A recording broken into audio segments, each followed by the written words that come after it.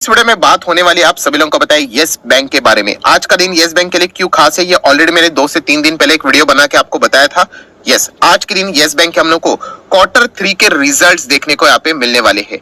सो देखा गया तो रिजल्ट तो इसके पहले भी आए थे, तो इस वक्त के रिजल्ट क्यों खास है, सो उसी से रिलेटेड सारी बातें चर्चाएं हम लोग इस एक वीडियो में यहाँ पे करने वाले हैं। सो रिजल्ट क्यों खास है, इससे रिलेटेड जैसे मैंने बोला 2 दिन पहले जो मैंने वीडियो बनाया था, प्रशांत कुमार जी जो कि यस बैंक के रिसेंटली जो MD एंड CEO है, उन्होंने एक इंटरव्यू दिया था एंड उस इंटरव्यू में उन्होंने कुछ पॉइंट्स बोले थे कि आने वाले Q3 के रिजल्ट्स में आप लोगों को ये पॉइंट्स देखने को मिल सकते हैं करके।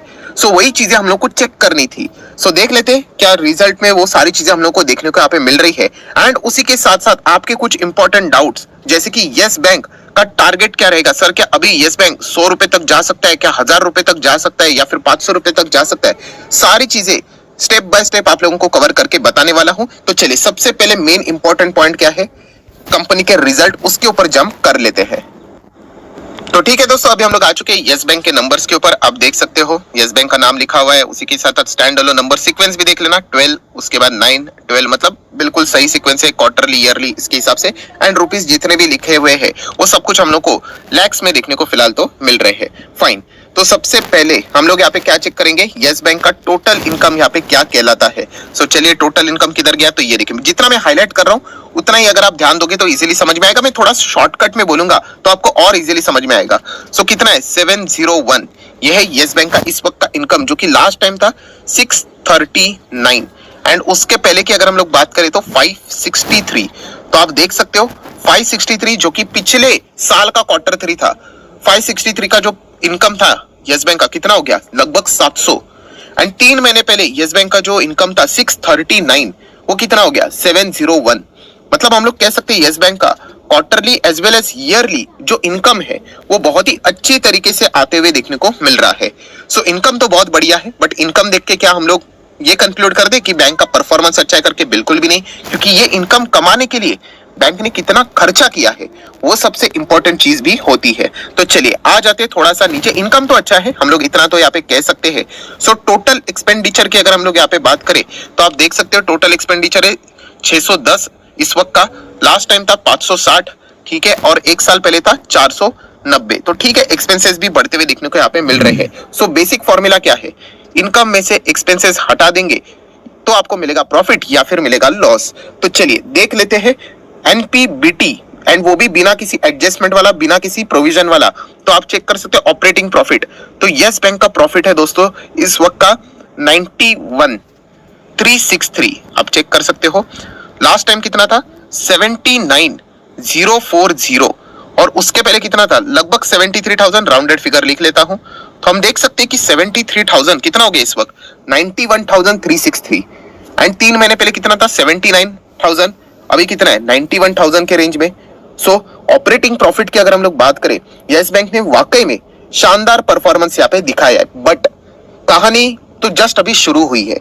इसके हिसाब से रिजल्ट्स को देखा नहीं जाता है, ये तो एक पार्ट हो गया रिजल्ट का, जो हम लोग हमेशा बोलते हैं एनपीपी मतलब किसी भी बैंक के नंबर आप पढ़ते हो तो ये 3 चीजें आपने चेक करनी होती है। ये कोई फाइनेंशियल टर्म नहीं है, ये आपको आसान, एनपीपी मतलब किसी भी बैंक के नंबर आप पढ़ते हो तो ये 3 चीजें आपने चेक करनी होती है। ये कोई फाइनेंशियल टर्म नहीं है, ये आपको आसान भाषा में समझ में आना चाहिए, इसीलिए मैंने आप लोगों को सिखा के रखा हुआ है। P stands for profit.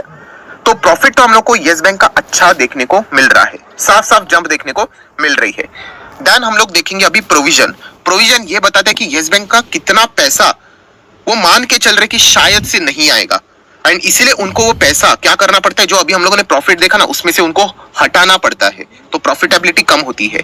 तो जितना प्रोविजन कम उतना बैंक अच्छा परफॉर्मेंस दे रही, ऐसा हम लोग यहाँ पे मानते हैं। एंड देन जो आखिरी एन जो रहता है वो रहता है एनपीए, कितना बैंक का पैसा अटका हुआ है।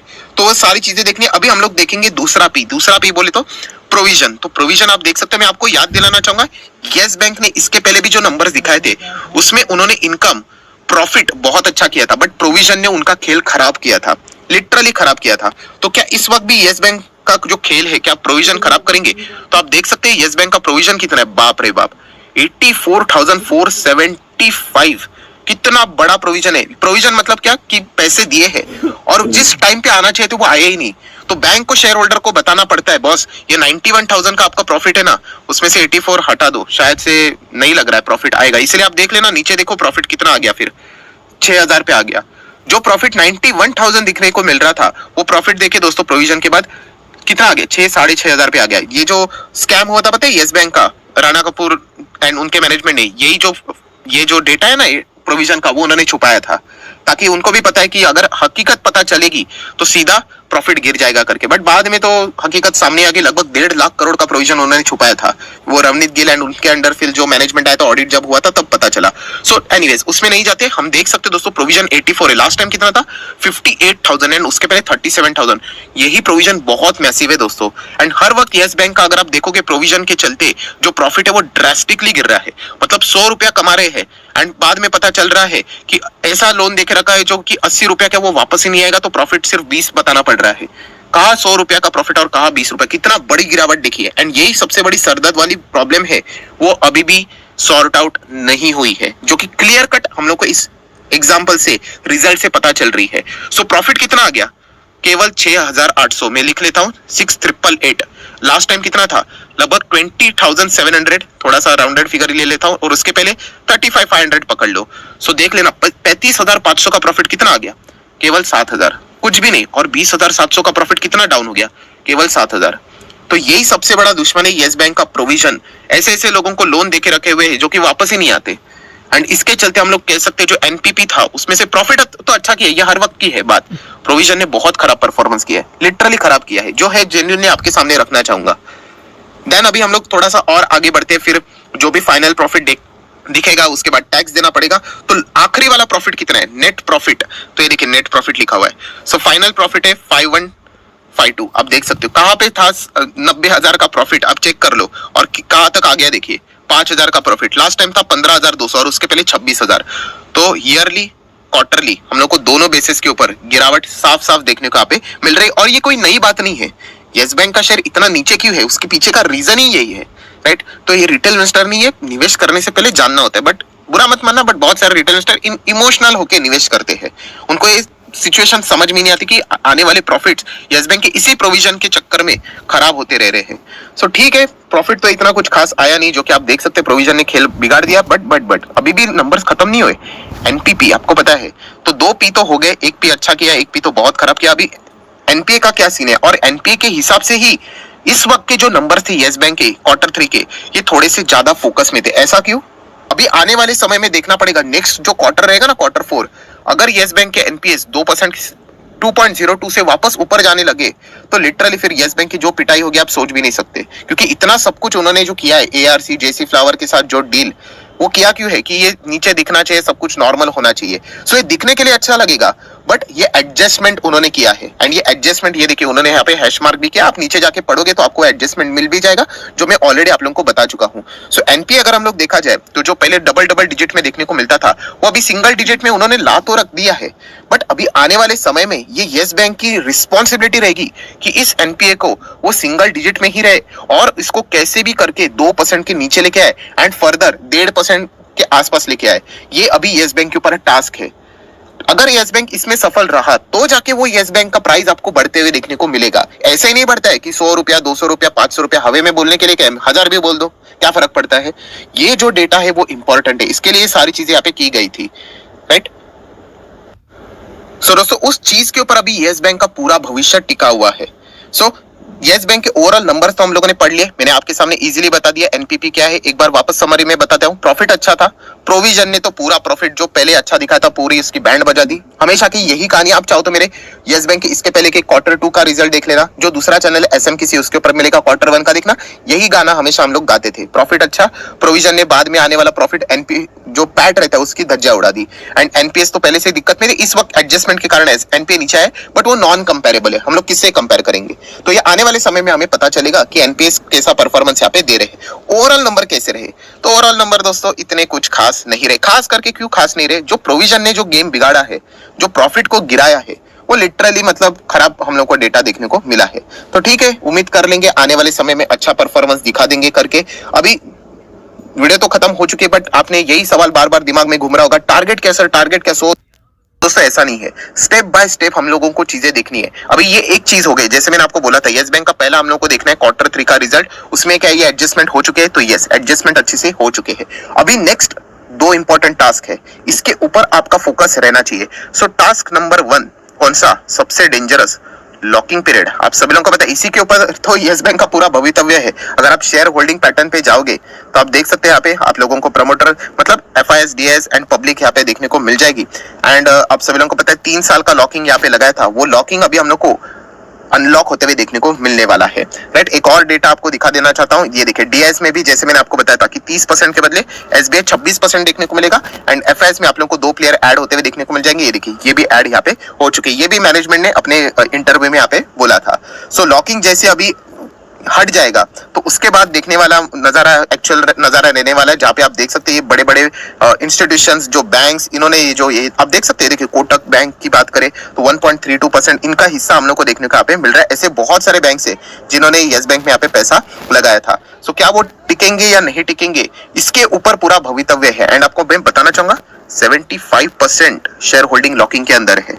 Just imagine 75%।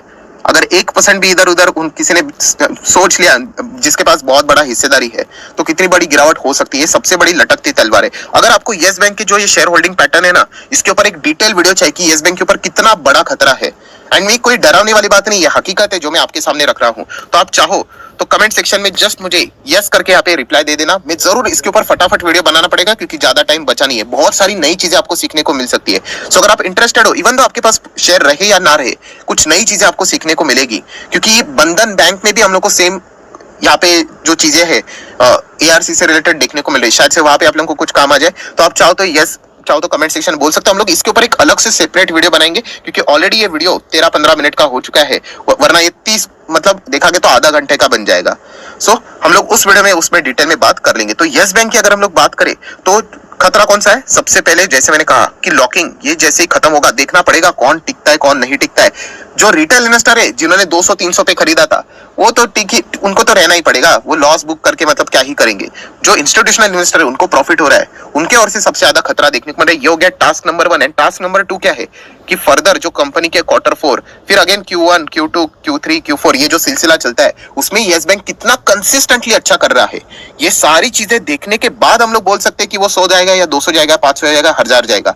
अभी फिलहाल देखा गया तो यस बैंक उस पोजीशन में है ही नहीं। अभी जैसे मैंने बोला ना, कितनी बार रिपीट किया, अभी तो जस्ट शुरुआत हुई है दोस्तों, इट जस्ट अ बिगनिंग।